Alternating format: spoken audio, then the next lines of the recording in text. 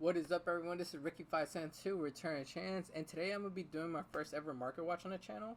I've been wanting to do these for a while, but I've been kind of busy and on seller mode. I kind of have the hang of that now, so now I'm able to do this during my free time. So today's October 25th, 2022, and I wanted to focus on. I guess we'll get it started. I wanted to focus on Darkwing Blast today, because we already kind of gave it like almost a week to settle down a bit, but it looks like we're not gonna look at these. Let's start with Mitsu the Insect Ninja.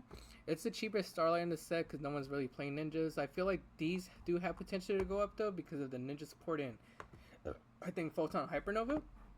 So be on the lookout for that.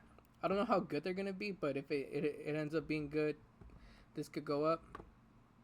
Bicio Lubellion. I went to LA Regionals this weekend, and I didn't really see Bicio Lubellion being used too much in too many builds. It's one of those cards that it's good, but I feel like it's only good in its own, like, I guess, archetype. And it could probably be mixed in like Brandon and stuff, but I didn't really see too many of them go into it as much. I saw mostly, let's talk about these two, Bicio Magna Hut and Bicio Druid Swarm being ran in like different builds. Looks like Magna Hut is, wow, $12 right now. And it looks like Druid Swarm is at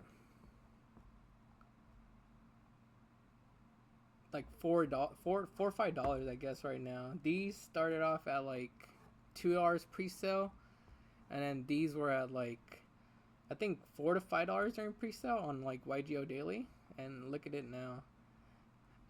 I honestly didn't expect the super rare to be like $12 from this set, but it does have its meta uses and it has like future potential for other decks as well. Cashier Fenrir pre-sale was at like $35, and now it's almost up to $60.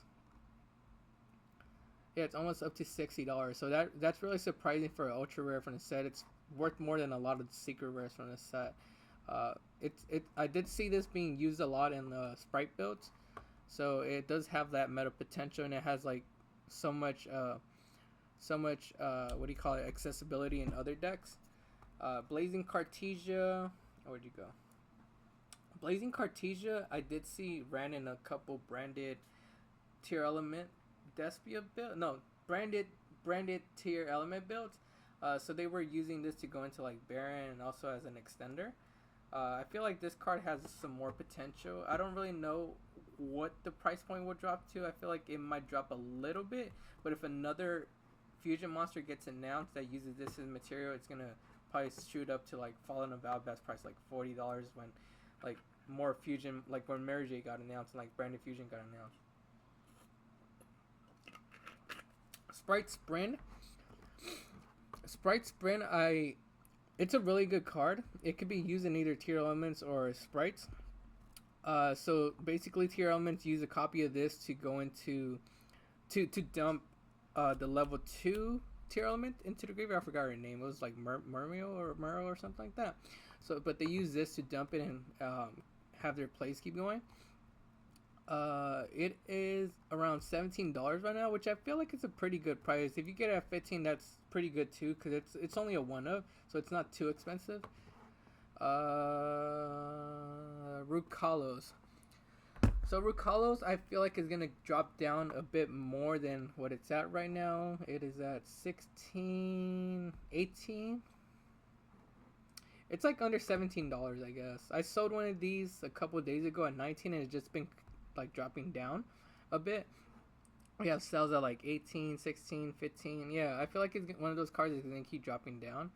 I do see it being played maybe one or two copies. One copy is being used for like Brandon and High Spirits, and then one copy is being used for to make it. And but I feel like once you make it, it doesn't really provide as much, like, you know, as much as an interruption as Draco Stapelia. So in my opinion, I would rather go into Draco Stapelia than Rukalos, but that's just my opinion.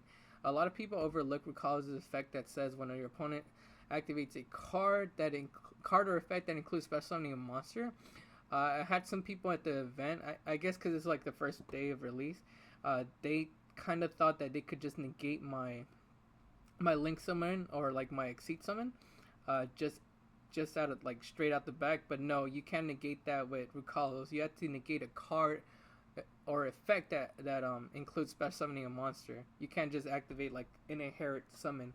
So that's one thing to look at when you're summoning and using this as an interruption. But yeah, I feel like it's gonna drop down a bit more. Spellbound, I feel like Spellbound's gonna drop down a bit more too. It's a really good card, don't get me wrong, but the meta, I feel it's not for it right now. Tier elements are using the graveyard to fusion summon, not the field. So that's why I feel like this card might drop down a bit more. Maybe in the future meta it'll go up again to like, what is it, 15? I feel like it could go up to 15 again. It's gonna drop down a bit, maybe under 10. And then it's going to come back up to 15 later on when it sees more play. But right now, I don't really see it getting much play. And let's see. I can't talk about Labyrinth because I don't really know much about Labyrinth. Pendulums, I don't really know much about Pendulums. We talk about those two. Cashier Unicorn. So Cashier Unicorn, I feel like it's a good buy right now. It's only $6. I feel like these could have potential to go up even. Oh, it's almost $8. Well, it's almost $8. But I feel like they have potential to go up a bit more because it does let you add the field spell. The field spell lets you add a Kashtira monster to your hand, which is basically going to be Fenrir. So you could summon this, add the field spell, and activate the field spell to add the Fenrir, I guess, for the following turn. But I feel like it has pretty good potential. And I like its effect. A lot of people don't really see that its effect has usefulness. So when this card declares an attack, or if your opponent activates a monster effect, you can look at your opponent's extra deck, and if you do, banish one monster for a minute. I feel like looking at your opponent's extra deck and learning what they're playing is pretty good information. That's almost like looking at their hand in a way. But let me know what you guys think about that one.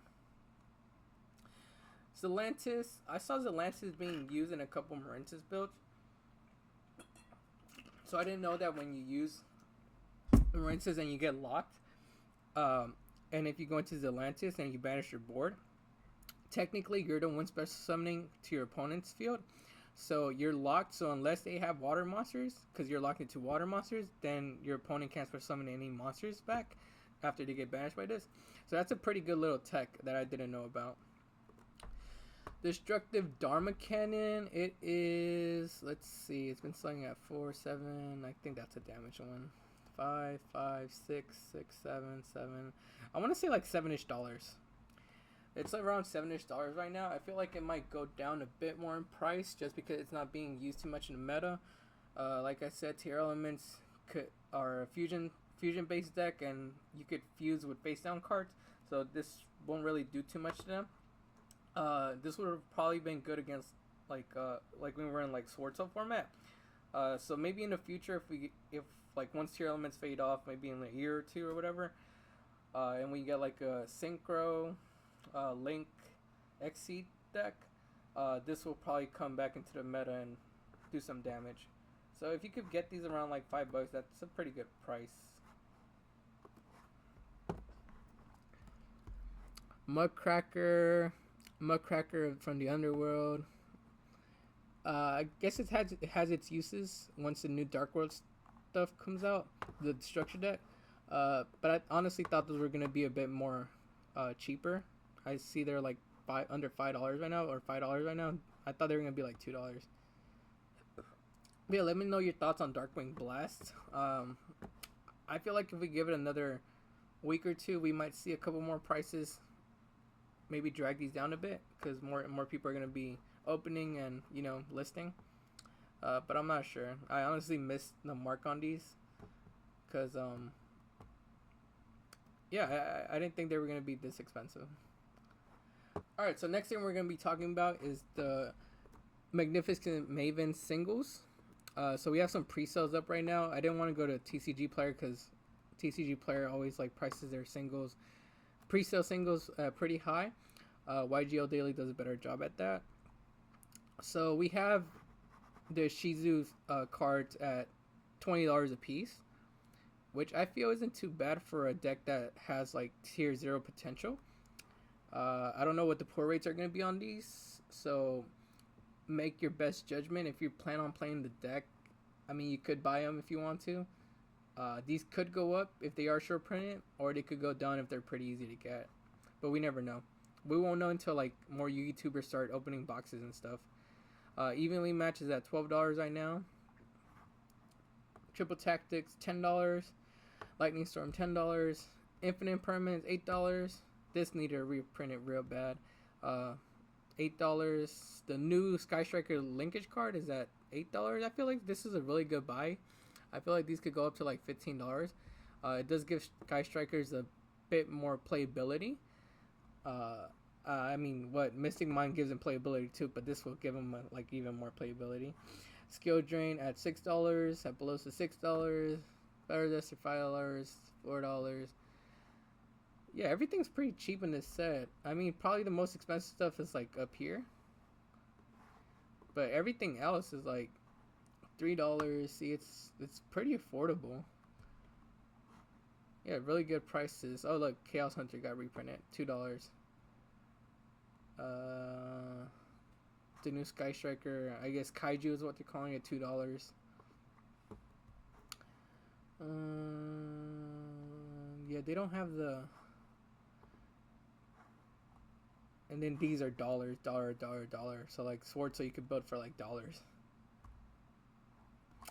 But yeah, we're not gonna look at everything, but just the main stuff. But let's see, deck cores. They have the Ishizu deck core for $230. I feel like it's pretty good. I went ahead and bought it. If I don't plus on that, it's okay. I'm gonna be playing it anyway. Swordsel deck core for $30. Damn, that's cheap. Sky Striker deck core for $45. My Kashi deck core for $10, and Witchcraft. I forgot these were in here. $12. They don't have any of the Pharaoh rares available yet. I guess we'll see that in the future. I'm really excited to see what other Pharaoh rares are gonna be in the set. But yeah, that's gonna be it for today's market watch. Let me know what you guys think. Make sure to like the video and subscribe to the channel. I'm planning to do these every like 2 to 3 days just to keep up with the market. Today was my first day, so cut me some slack if I'm a little bit like all over the place. But yeah, also go follow me on Instagram at Return to Chance. I also post market watches on my stories on there, so you guys could take a look at there first if you don't want to come look at this video, or vice versa. But yeah, this is Ricky572, and we'll see you guys next time.